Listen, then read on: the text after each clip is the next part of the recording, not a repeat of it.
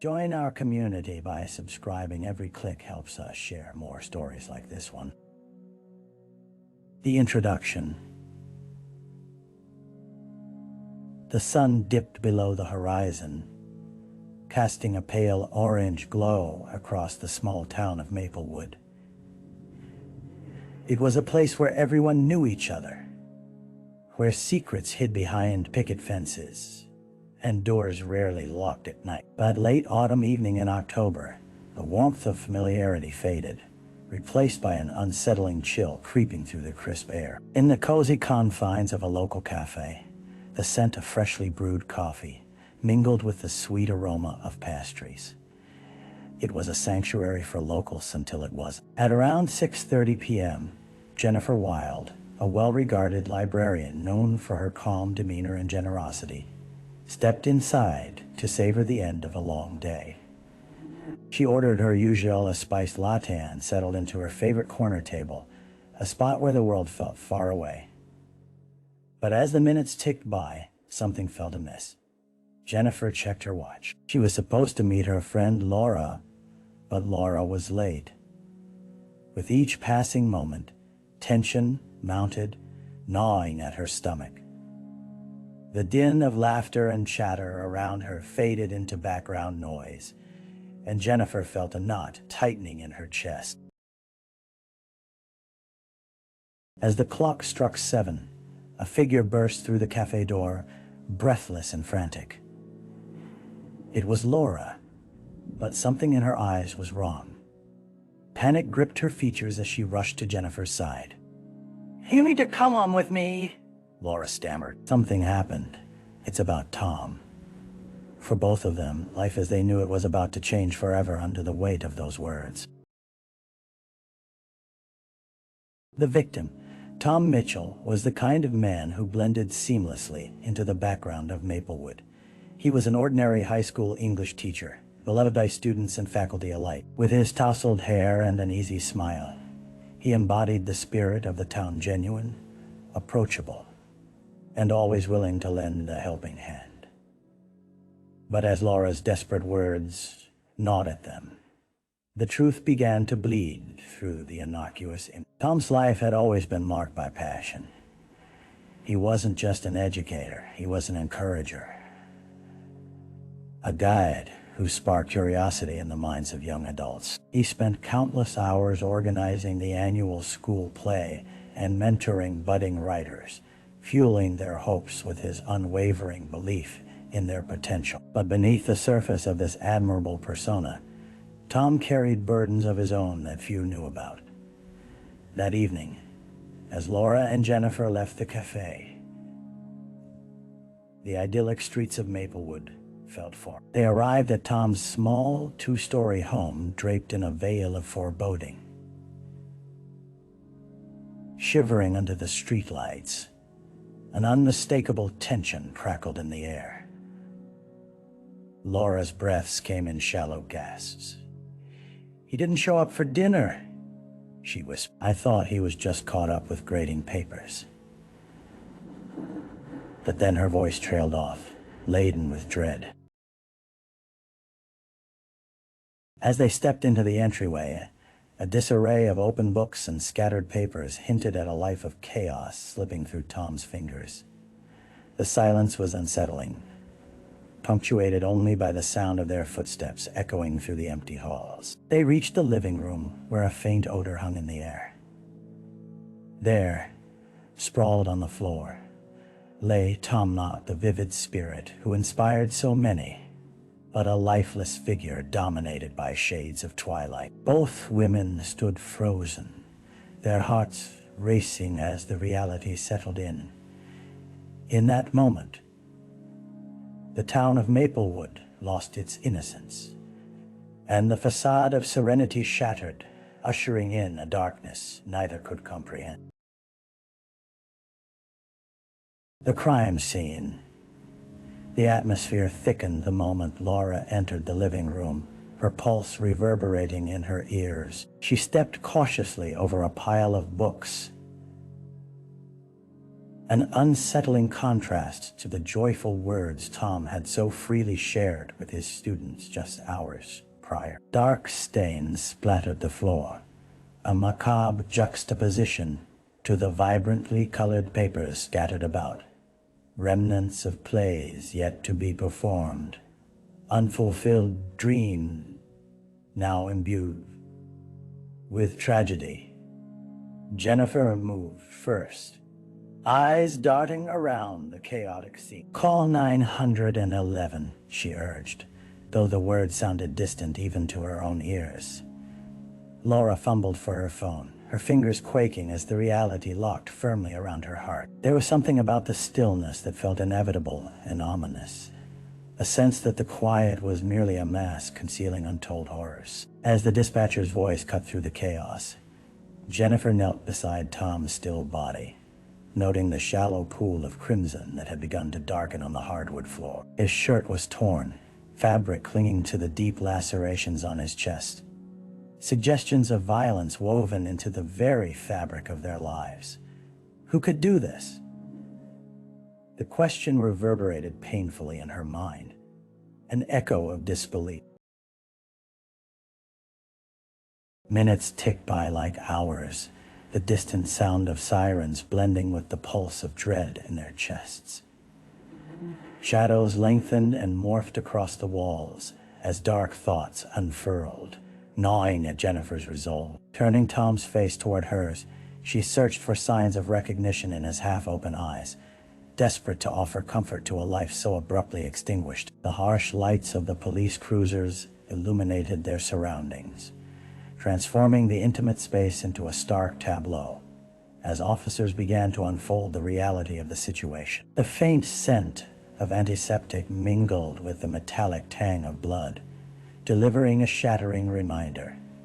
This was no ordinary night. It was a beginning prelude to a grim inquiry that would spiral through Maplewood like a crack in a dam. Slowly, but surely, unleashing its painful truths. The early investigation. Detective Sarah Finch arrived at the scene, her mind already racing with the challenges ahead. Just a few months into her role at Maplewood PD, she had encountered her fair share of crime, but nothing could have prepared her for the horror that awaited her within the Mitchell home. A small-town oasis transformed into a graveyard of shattered lives overnight. "Get me forensics on the line," she instructed an officer, who nodded and scurried off, leaving her with a cacophony of unanswered questions. As she approached Tom's lifeless body, the details revealed themselves like pieces of a puzzle begging to be pieced together. A pool of blood encircled him like a dark halo, each drop a harbinger of broken trust and severed connections. Finch turned her attention to the room, her investigator's eyes scanning for anything amiss. A scuffed coffee table, overturned chairs, and scattered pages of story unfolded that hinted at anger and betrayal. On the wall beside Tom, a framed photograph captured a moment of happiness. The three of them, Laura and Jennifer smiling, at an outdoor event, entirely unaware of the impending doom that loomed over. As forensic teams began to collect evidence, Finch observed Laura and Jennifer standing apart, their faces pale, haunted by the grief of familial love turned to ashes. Compassion stirred within her, even as a professional detachment held her firm. "I need to talk to you two," she called out gently. Once gathered in the living room, the detective turned her attention to Jennifer first. "When was the last time you saw Tom?" she asked, her voice steady. "Earlier today," Jennifer replied, her eyes clouded with disbelief. "He was fine. We talked about the upcoming play." Laura interjected, her voice trembling. "He seemed stressed lately." There were whispers about budget cuts, but he always brushed them off. He would never. Her words faltered as sorrow washed over her. the unspeakable lingering just beneath the surface. Finch noted every detail, every nuance, planting them in the fertile ground of her mind, racing to connect threads that might reveal the truth. "Did either of you notice anyone acting strangely around him lately? A stranger? An unusual visitor?" She needed angles, alibis, anything that could slip through the shadows and illuminate the darkness engulfing this case. Both women exchanged anxious glances, memories resurfacing like ghosts. With every moment that passed, Finch felt the tension mount, the sense that the fabric of their seemingly perfect lives was about to unravel perhaps, revealing a sinister undercurrent hidden behind the tranquil facade of Maplewood. The dead ends. The days following the tragedy felt like an oppressive cloud hanging over Maplewood. A town once bustling with laughter and community spirit grew silent, as if mourning the loss of its own. Detective Sarah Finch sifted through witness statements and evidence, the weight of each interaction clinging to her like an unwelcome shroud.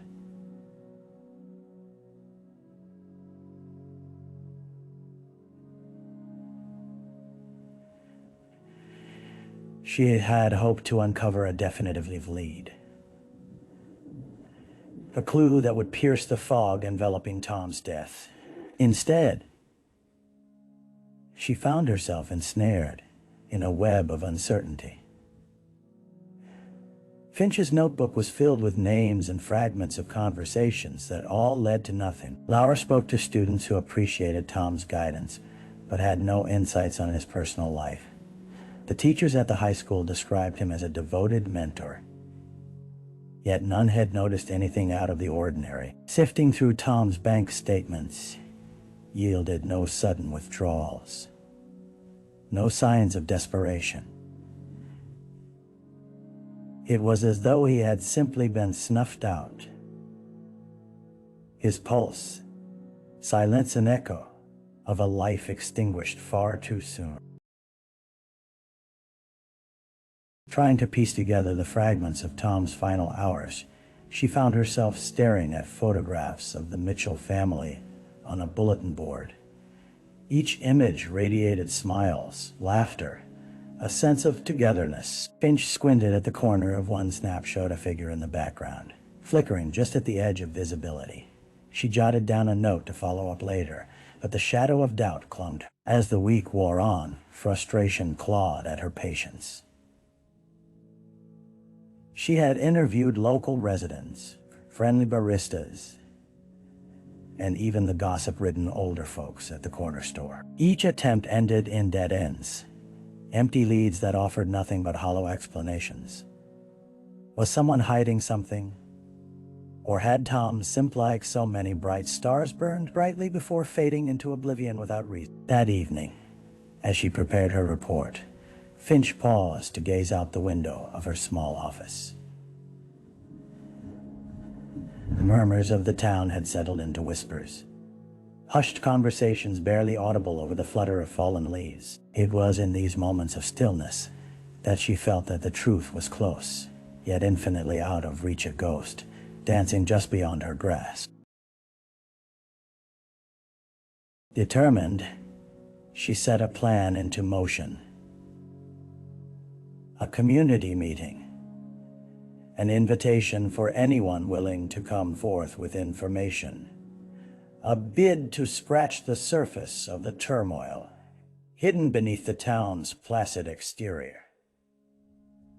Perhaps that would yield some answers. It had to. Time was running out, and so was her faith in the innocent facade of Maplewood. A break in the case. The community meeting took place in the high school auditorium, a space filled with wooden benches and banners celebrating academic achievements. The air buzzed with a strange mixture of tension and hope as townspeople filed in, casting wary glances at each other. Finch stood before them, the bright overhead lights washing over her, amplifying the darkness lurking just beneath the surface of even the freshest faces. "Thank you all for coming," she began, her voice firm yet inviting. "We're to honor Tom's memory, but more importantly, to ensure that justice prevails. A life was taken, and we need your help to uncover the truth." A hush fell over the crowd, a collective breath held tight in anticipation. Listening intently, Finch noticed Laura seated in the front row, her hands clasped tightly together, the grief still evident. To her surprise, a man named Stephen Harlow, a local mechanic, stood up, his same face squashed into a mask of confoundment. "I have something to say," he called, and the room shifted, every eye fixed on him. "Go ahead, Stephen," Finch encouraged, grateful for any lead. "I didn't know Tom personally, but I did see him a few days before he died," he stammered, words rushing out in a torrent. "He was in the park having a heated conversation with someone, and I think they were arguing. I didn't think much of it at the time. You know how these things go. People have disagreements." But his voice wavered, a hasty admission coloring his cheeks. "Do you remember what they looked like?" Finch pressed, her pen poised for every revelation. "Not well," he replied. "But I think the other guy had dark hair. Possibly a tattoo on his arm."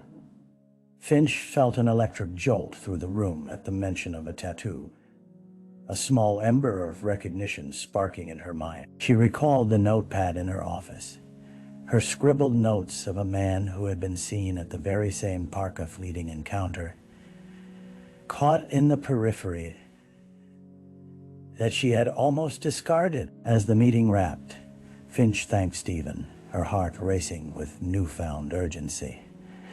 This breakthrough ignited a fire in her spirit, fueling the determination that had been waning. She needed to follow every lead, track down this shadowy figure, and uncover the nature of the conflict that led Tom to his fate. With the town's whispers amplifying the urgency, it felt as though a tide was turning. Hope crept back in, a shimmering light breaking through the darkness, as Finch began to envision the path that lay ahead, a route riddled with questions, but illuminated by the promise of justice for Tom Mitchell. The suspect. The day after the community meeting dawned cold and overcast, a thick blanket of clouds encapsulating Maplewood in shadows.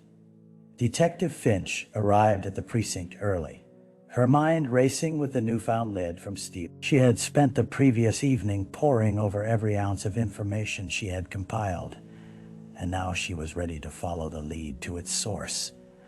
Her first step was to track down the man Stephen had described. Even without a name, clues began to materialize.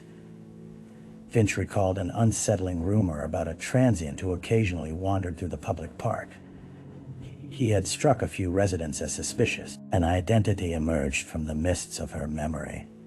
Max Torres, a familiar face to the locals, often seen sporting a dark beanie and a tattoo of a raven etched on his forearm. Minutes later, Finch stood outside a rundown motel on the outskirts of town, the place where Max had frequently been spotted.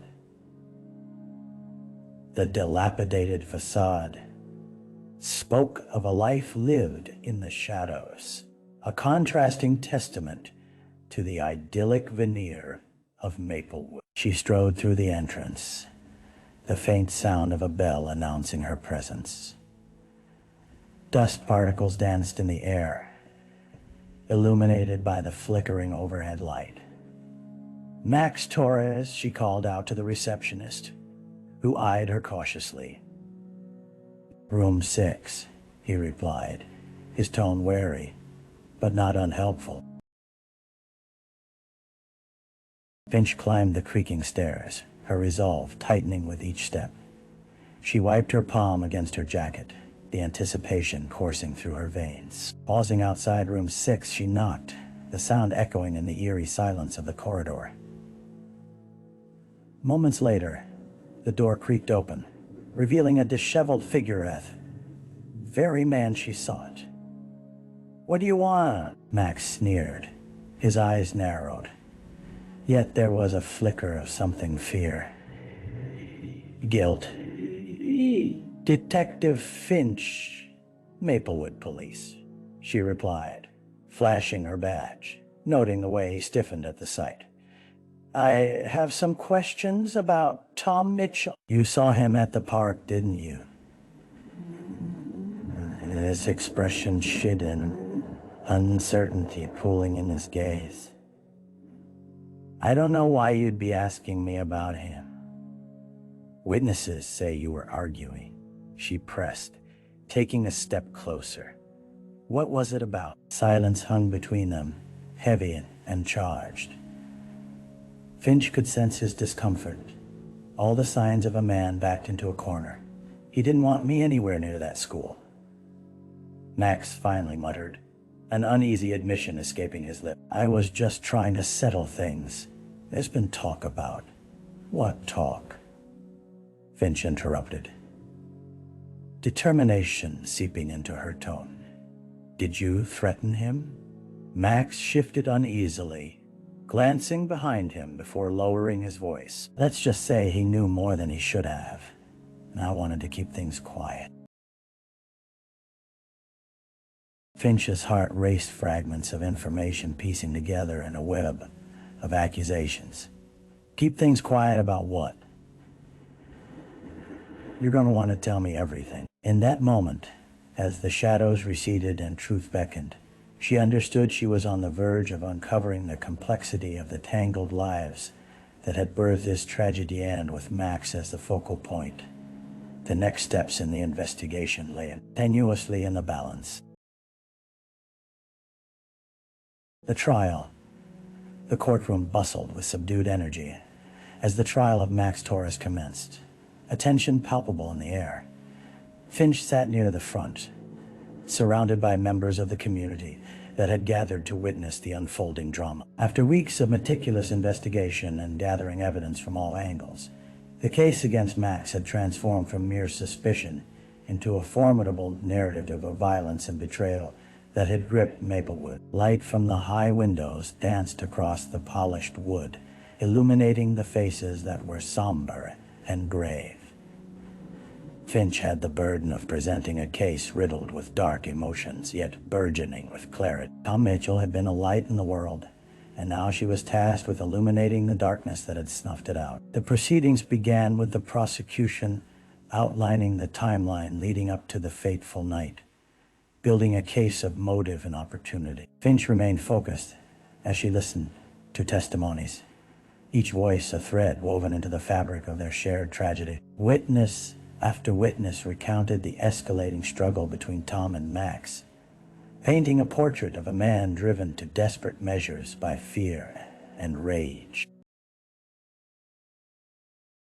When it was her turn to testify, Finch stood before the courtroom, confidence coursing through her. "On the night of October 10th, I responded to a 911 call regarding a disturbance at Tom Mitchell's residence," she recounted, glancing at the jury. "What I found was both horrific and heartbreaking. Tom was deceased, and indications pointed to a violent confrontation. Max sat stoically, but the edges of his body language hinted at his anxiety. Each mention of Tom, each witness who spoke his name, carried weight, reverberating through the courtroom." Finch delivered a clear account of her findings, the evidence collected, and the tainted threads of the case that wove together Max's involvement. Later, when the defense took their turn, they painted Max as a scapegoat, merely a man aggravated by life's circumstances, struggling to survive in a world that had left him behind. They sought to dismantle Finch's investigation, suggesting ambiguity in witness statements and undermining the case's integrity. Finch watched as the jury's faces shifted from concern to uncertainty, a wave of frustration sweeping over her. With the closing statements looming, Finch felt the weight of a community watching, holding its collective breath for justice to prevail. Evidence shows that Max Torres had motive, opportunity, and intent, she argued. But more than that, we owe it to Tommy's life, his legacy, and to those who loved him to deliver the truth. As the gavel banged and the jury was sent to deliberate, the tension hung delicately in the air, like that moment before a storm breaks. Finch stepped outside the courtroom, heart pounding, bathed in a flickering light of hope tinged with fear. She was caught between the inevitability of the legal system and the humanity of those intricately woven into this tragedy herself, a part of the fabric that now awaited the judgment of 12 people and the consciousness of a town yearning for peace. Behind the weight of her conviction and purpose lay a profound fear that justice might falter. Yet an unyielding flame flickered within her. The battle was hard fought, but perhaps, at last, the scales would tip in favor of the truth. The aftermath. The sun broke through the clouds the day after the verdict was delivered, casting a gentle glow over Maplewood, a town still reeling from the echoes of tragedy. Finch stood on the steps of the courthouse, shielded from the whispers that flowed like a river through the crowd. She had witnessed both the turmoil and the tension, the fragile threads of hope intertwining with grief, as the jury pronounced Max Torres guilty of manslaughter. The weight of it all pressed heavily on her shoulder. As much as the verdict offered a glimmer of justice, it echoed with the haunting reminder that a life had been lost, life, extinguished too soon. Finch felt a mixture of relief and sorrow, torn between the thrill of a job well done and the realization that it would not bring Tom back to those who loved him. The afternoon sun shifted, casting shadows over the memorial set up in the park near the high school, where Tom had poured his heart into educating generations. Locals gathered, flowers in hand, leaving tokens of remembrance at the foot of a small plaque that bore Tom's name. The vigil, intended as a celebration of his life, morphed into a solemn occasion, outlining the fragility of existence, how moments can shift and reshape reality in a heartbeat. Finch walked among the gathered friends and families, words of comfort escaping her lips, even as her heart ached. Laura found her, leaning heavily against a tree, tears glistening in her eyes. "Thank you for everything," she whispered, her voice choked with emotion. Tom deserved to be remembered. Finch replied softly, trying to quell the sense of personal loss that flooded her senses. He had a light that touched so many. The weeks passed, but the fallout from the trial continued to stir within the fabric of the town. Conversations drifted, questions percolated about what led to that fateful argument, and whether lives could ever return to normal. Finch dedicated herself to repairing the fractures that cleaved the community, organizing outreach programs to ensure students would never forget the legacy that Tom left behind, his messages woven into storytelling and mentorship. At times, her resolve wavered as she faced the ghosts of Case.Shadows that lingered in long-forgotten laughter. The fatigue settled in her bones, reminding her how deeply the case had enveloped her life, a weighted blanket she couldn't quite shake off. But just as the seasons shift, a faint light began to emerge from the grief. In the echo of faded laughter, the resilience of Maplewood sparked anew. Finch knew the journey toward healing would be arduous, with scarred hearts learning to mend. And while the courtroom had delivered its judgment, it was the community's love for one another, would ultimately shape a path forward. As she stood beneath the gentle sway of the trees in the park, Finch felt a renewed sense of purpose bloom within her. Just as Tom's life had been a beacon of inspiration, she too would strive to become a light for those still searching for solace in the wake of inevitable sorrow. Reflection. Months passed since the trial, each passing day adding layers of realization to Detective Finch's understanding of the world around her. She often found herself sitting in quiet moments contemplating the events that unfolded, the profound impact of Tom's death, and the aftermath that had enveloped Maplewood like a shroud. The once familiar streets had taken on a weightier significance, and the faces of those she passed bore the marks of shared grief, stitched together by their collective loss. In her small office, stacks of case files remained, reminders of the urgency that had consumed her.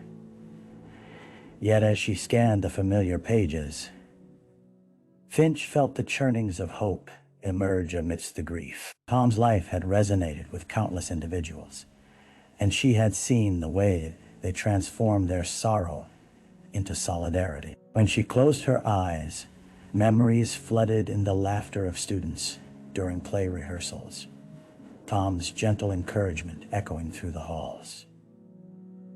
The impact of his legacy was undeniable, a ripple effect that spoke volumes. Finch resolved to make that legacy count, to forge connections with young individuals who felt lost, just as they had when Tom was alive.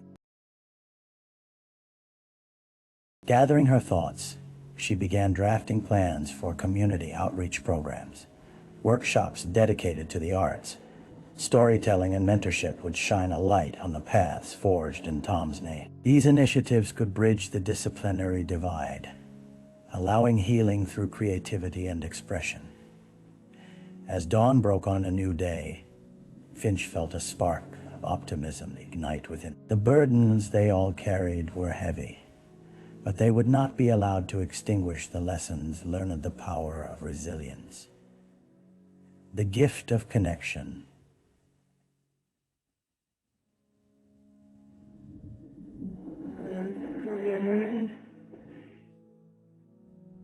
and the necessity of community. Tom Mitchell had not merely been a victim, but a beacon guiding them all toward a future filled with compassion, understanding, and hope. In her heart,